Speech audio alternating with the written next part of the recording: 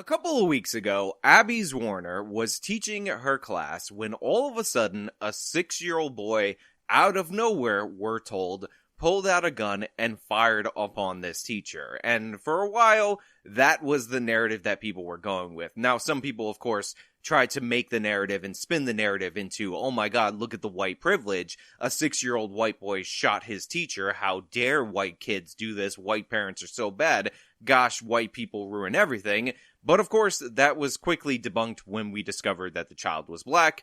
And what we ended up finding out was that the whole out of nowhere narrative is actually just as ridiculous as the white privilege narrative in this instance, because it appears that this child had a long history of disciplinary problems that were often ignored, including issues that specific day involving the idea that this kid had a gun, and nobody wanted to do anything because how could you do something if that would be considered maybe to be racially profiling against this child? So today what we're going to do is we're going to go over this case. We're going to talk about this because now the teacher has actually filed a suit against the school district. The superintendent has stepped down, and I think we've gotten enough distance between this story that we can actually determine what happened in this case without all the sensationalism that was immediately attached to this when we didn't know very much. And the first thing that I want to get into is the history of this kid, because I think this is crucial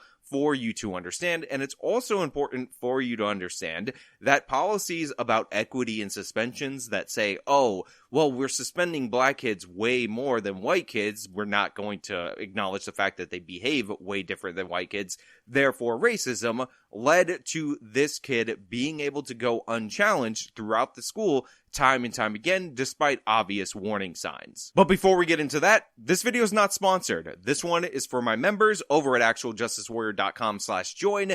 Get your early access to my videos on your secret video page. Also, my supporters from Patreon, Subscribestar, and members on YouTube. Let's get into the story. News this Wednesday night, the teacher who was shot by her 6-year-old student tonight arguing the school was warned 3 times on that very day that the boy could have a gun and that he was making threats.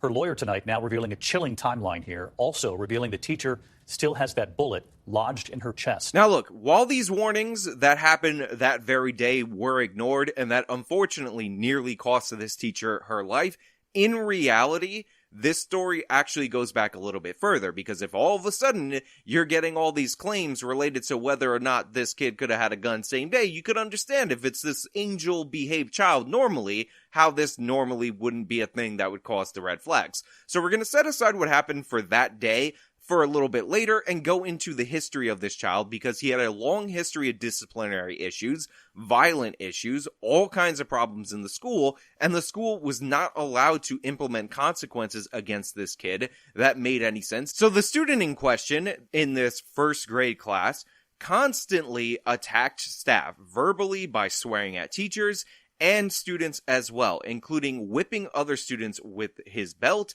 And he once actually choked a teacher out until the point where the teacher was going to fall unconscious. Now this, as well as many other instances, are noted in her complaint, which I recommend you read, so you can understand what an absolute monster this kid was to deal with on a day-to-day basis. But needless to say, this would be a situation where you would want to implement some consequences against this kid, but for the most part, warnings about his behavior went unheard. It wasn't until this kid actually slammed the teacher's phone, breaking it 2 days prior to the shooting, that there were some actual consequences implemented. And despite the long history of violent behavior, despite the fact that the parent is completely useless at getting a hold of her child, he was only suspended for 1 day, and this is the day that he concocted his scheme in which he was going to shoot his teacher, because a 6-year-old kid who is not used to any consequences in the home or any consequences in the school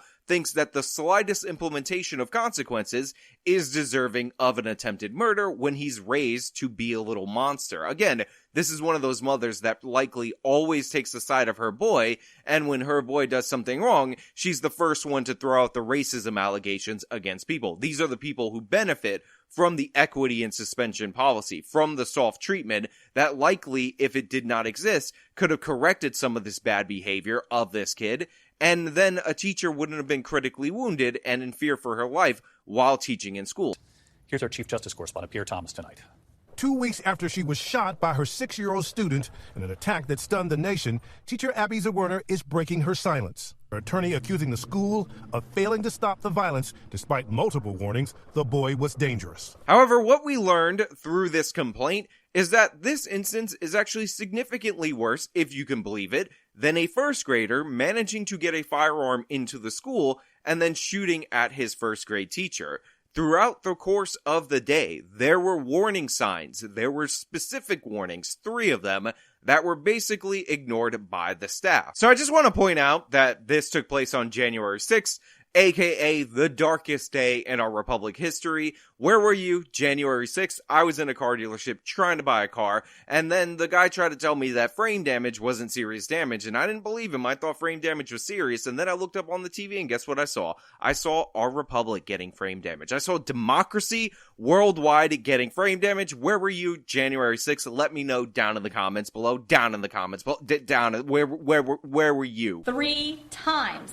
School administration was warned by concerned teachers and employees that the boy had a gun on him at the school, but the administration could not be bothered. That lawyer laying out a string of red flags that day, saying it was Zwerner who first reported that the boy had threatened to beat up another child. So even though the 3 warnings about the gun are absolutely crucial in terms of the legal case and in terms of the school's utter failure, I also want to point out that this kid, off of a suspension, was threatening to beat up another kid early in the morning, right when he got to school, and he had a long history of violence, and this is a pattern of behavior that was just ignored completely by the school. Again, this is due to the fact that we've introduced this equity and suspensions policy, which says that if you suspend black kids, even if their behavior is different, disproportionately to their population, your school can be deemed racist and be liable. So what ends up happening is everybody goes ultra soft. We get the soft bigotry of no expectations, and this kid, off of a suspension, despite a long history, is allowed to coast, not even get removed from the classroom, despite the fact that he's threatening other kids. They didn't call security. They didn't remove the student from the classroom. After getting a tip about a gun, another teacher searched the boy's backpack an hour later, but found nothing. When that same teacher warned the gun could be in the pocket, a school official allegedly dismissed the threat. The administrator downplayed the report from the teacher and the possibility of a gun, saying, and I quote, "Well, he has little pockets." So this is actually incredibly crucial because one of the solutions being put forward by school officials post this incident is to force all of the children to bring clear backpacks to the school. They're not going to change the disciplinary policy. They're not going to actually suspend kids who commit violence against other students and against teachers. They're not going to haul in the parents and tell them that they need to straighten out their kid. They're going to make them wear clear backpacks, even though this kid didn't have the firearm in his backpack. He had the firearm in his pocket, and nobody wanted to search the kid, because think about how racist it would be to search the pocket of a 6-year-old kid for a gun. Oh my god, do you think a 6-year-old black kid would actually carry a gun? What are you, racist? A half hour later, Zwerner's lawyer claims a third teacher reported a student who was crying because the 6-year-old had threatened him with the gun during recess. But again, no action. Did administrators call the police? No. Did administrators lock down the school? No. Look, I feel absolutely horrible for Abby Zwerner. I mean, she put up the warnings. There were all these red flags. This kid was obviously a repeat problem in her classroom and for the other students and for the other teachers. And now, as a consequence of the dereliction of duty of school officials, she's going to have a bullet in her chest for the rest of her life.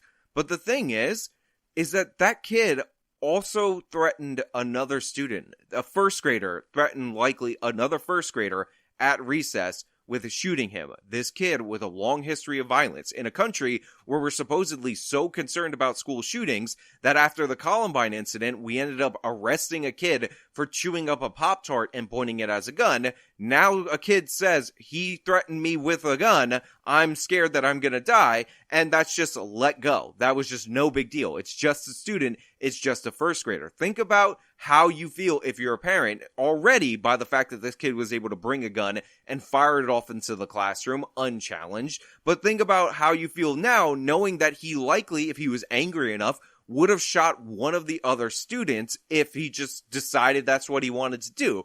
This kid had a bad attitude, a bad problem. He was ready to roll, ready to kill. It's not just on the parents that let this kid have access to that firearm. It's also on the school officials who were more concerned about not seeming racist than actually protecting the students in the class. A kid was threatened with a gun and they didn't do anything. They already had a report at that point from earlier in the day from another teacher that this kid had a gun on him. They searched his backpack, refused to search his pocket. These two dots, clearly, I know two dots make a line and not a pattern, but this is a very distinct line and they still decided to do nothing. A long pattern of behavior, let's dismiss it because we have to have the politically correct attitude even if it costs your kids their lives. Finally, Zwerner claims another concerned staffer asked to pat down and search the boy, but was denied, told to wait the situation out because the school day was almost over. So now you have your pattern, by the way. Now it's not two dots related to a gun.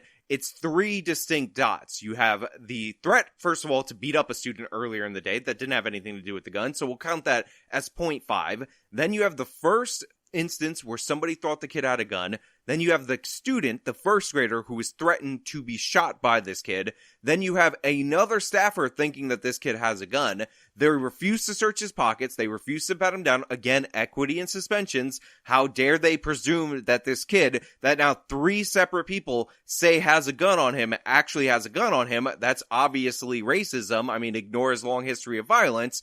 And then you have a staffer saying, oh, well, you know what? It's close to the end of the school day, so no big deal. Meaning, if he had a gun on him and he intended to use it, hopefully he'll wait till the end of the school day and then we can move on with our lives. Then it's somebody else's problem. He hurts himself, he hurts another student, no big deal as long as it's after school, because we don't want to be one of those schools that has to search a kid for a gun. We would way rather be the school where a 6-year-old was able to fire a shot into the chest of his teacher, putting other students in danger. That's definitely a better result, a better outcome for this classroom. Parents of the 6-year-old suspect say he suffers from an acute disability and claim the shooting occurred during the first week he attended class without a parent. You know, people's first instinct is to throw blame and shade onto the parents, and I totally understand that. You made a mistake, your kid got access to a firearm, and it could have led, and in this case it did lead, to somebody getting really hurt. However, I do have a little bit of sympathy for parents who inadvertently make an error and then their kid ends up with the gun,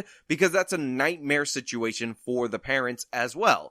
But these parents are definitely in the unsympathetic category, because everything I've seen from the parents has just been an obfuscation of responsibility and terrible quote after terrible quote. There was a statement made from them early on about how the teacher decided to try to disarm the kid, and that's why she got shot. As if the teacher trying to remove a gun from the hand of a 6-year-old is the problem in this situation. It's insane that they would even say it that way. I'm hoping for the love of God that's a quote out of context, but now they're going with, oh, our kid's disabled, he has an acute disability, meaning a sudden disability, and it's nobody's fault, he's just a disabled. It's no big deal. I mean, we let him have access to a gun and he's a disabled. So apparently they knew that he had significant problems and they were like, what are you gonna do? Throw your hands up there, it's totally fine. Don't be so upset. But tonight, Abby Zwerner remains at home healing. We learned today that bullet is still lodged in her chest. The road to full recovery will be long. The psychological wounds cut deeply and remain fresh. Look, it's 100% true. She's in for a long physical and emotional recovery. That's just a fact. Obviously, you don't just get over a kid in your class at 6 years old pulling out a gun and shooting you, especially when there were all these warning signs ignored by your employer who just didn't want to get involved because, again, they were more concerned with being perceived as potentially evil white racists than the actual danger of the situation.